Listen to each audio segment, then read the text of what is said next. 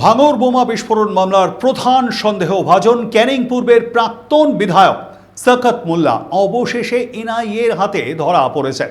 শুক্রবার রাতে নরেন্দ্রপুর থানার কামালগাজী এলাকা থেকে এক সাকরেদের সঙ্গে তাকে গ্রেপ্তার করে। গত মার্চ মাসে একটা বিস্ফোরণ ঘটেছিল। সেই বিস্ফোরণের ঘটনার পরই তদন্তে নামে পুলিশ। পরে সেই তদন্তভার হাতে নেয় জাতীয় তদন্তকারী সংস্থা এনআইএর হাতে প্রথমে এহদুল নামে এক দুষ্কৃতী গ্রেপ্তার হন। তাকে জিজ্ঞাসাবাদ করেই শওকত মোল্লার নাম সামনে আসে। সেই শওকতের খোঁজে বৃহস্পতিবার দিনভর তল্লাশি চালায় এনআইএ। সঙ্গে ছিল কেন্দ্রীয় বাহিনীর জওয়ানরা। তার ছেলে ইমরানকে গ্রেপ্তার করেছিল এনআইএ। সেদিনই শওকতকে পলাতক ঘোষণা করে জাতীয় তদন্তকারী সংস্থা। গত বৃহস্পতিবার তার জীবনতলার বাড়ি, পার্টি অফিসে, সোনারপুরের ফ্ল্যাটে তল্লাশি চালানো হলেও তিনি পালিয়ে যান। এমনকি তল্লাশি চালানো হয় তার ছেলে ইমরানের ক্যাফেতেও।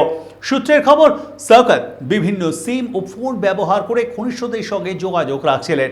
প্রশাসনের নজর এড়িয়ে চলতে ভিপিএন ব্যবহার করছিলেন তিনি। শুক্রবার সন্ধ্যায় কামালগাজী এলাকা থেকে এক সাকরেদের বাইকে আসার সময় তাকে আটক করে এনআইএ। তবে শওকতের পরিবার দাবি করেছে যে একেবারেই গ্রেপ্তার নয়, বরং তিনি আত্মসমর্পণ করেছেন। স্ত্রী এবং কন্যার উপস্থিতিতেই চিংড়িঘাটা মোড়ে এনআইএর কাছে আত্মসমর্পণ করেছেন শওকত মোল্লা। এদিকে শওকতকে পলাতক ঘোষণা করে পুরস্কারের কথা ঘোষণা করেছিল জাতীয় তদন্তকারী সংস্থা। তার গ্রেপ্তারের পর বিস্ফোরণ মামলার তদন্ত আরও ত্বরান্বিত হবে বলেই আশা করা যাচ্ছে। ভাঙড়ের আইএসএফ কর্মী এবং সমর্থকরা শওকতের এই গ্রেপ্তারের খবর পেয়ে মিষ্টিমুখ করেছেন। ভিডিওটি ভালো লাগলে লাইক, শেয়ার, কমেন্ট ও সাবস্ক্রাইব করুন।